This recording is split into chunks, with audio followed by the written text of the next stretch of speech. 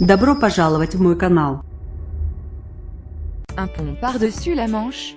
24 ans après l'ouverture à la circulation du tunnel sous la Manche reliant le sud-est du Royaume-Uni au nord de la France et inversement, c'est l'idée folle lancée jeudi 18 janvier par l'excentrique ministre britannique des Affaires étrangères Boris Johnson à Emmanuel Macron en marge du 35e sommet franco-britannique. En marche Great Meeting with French Counterpart today pic.twitter.com D73B1RSKD3 Boris Johnson @Boris Johnson 18 janvier 2018 à l'Académie royale militaire de Sandhurst, le secrétaire au Foreign Office a confié au président français qu'il trouvait ridicule que leurs deux pays, deux des plus grandes puissances économiques du monde, ne soient reliés que par une seule ligne ferroviaire. Il a alors suggéré la construction d'un pont. Nos succès économiques dépendent de bonnes infrastructures et de bonnes connexions. Et si le tunnel sous la Manche n'était qu'une première étape, a, par la suite, tweeté le chef de la diplomatie britannique fervent promoteur du Brexit. So much important work in UKFR summit outcomes, but I'm especially pleased we are establishing a panel of experts to look at major projects together. Our economic success depends on good infrastructure and good connection. Should the Channel Tunnel be just a first step? Boris Johnson @Boris Johnson 18 janvier 2018 D'après la presse britannique de vendredi, Boris Johnson est convaincu qu'un pont de 34 km au-dessus de la Manche est envisageable. Financé par des capitaux privés, ce pont permettrait, selon lui, d'accroître les échanges touristiques et commerciaux après le Brexit. La technologie évolue en permanence et il y a des ponts bien plus longs ailleurs dans le monde, a fait valoir le secrétaire au Foreign Office à ses conseillers, selon le Daily Telegraph.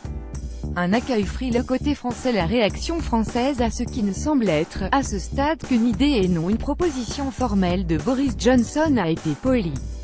L'Élysée a ainsi confirmé vendredi que le sujet avait bien été évoqué avec Emmanuel Macron mais a démenti la réponse prêtée au président français par la presse britannique en agree.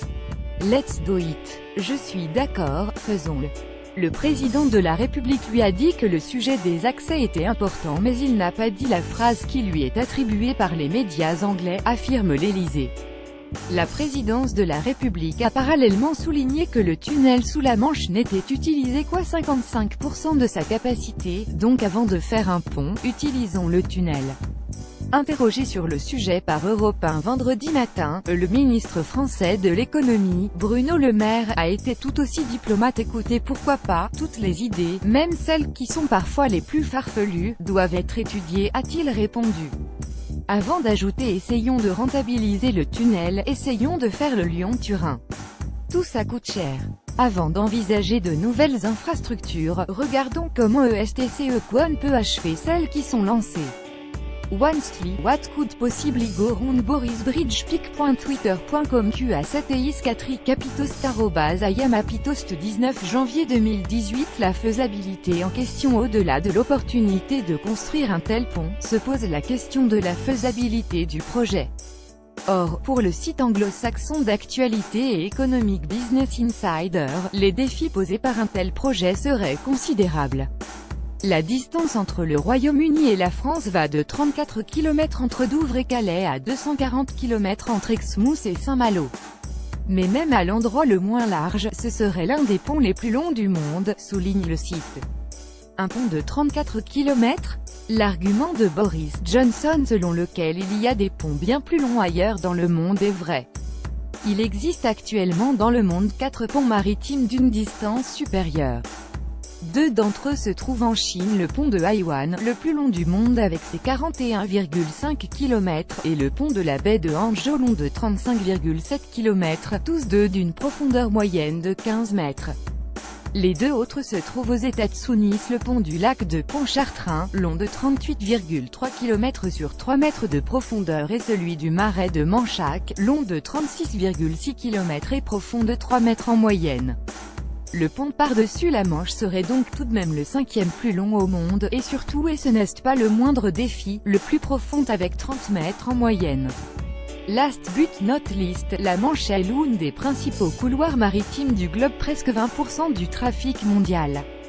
La folie des grandeurs de Boris Johnson. Railler l'idée d'un pont par-dessus la Manche est d'autant moins prise au sérieux qu'elle émane de Boris Johnson, connu pour ses excentricités.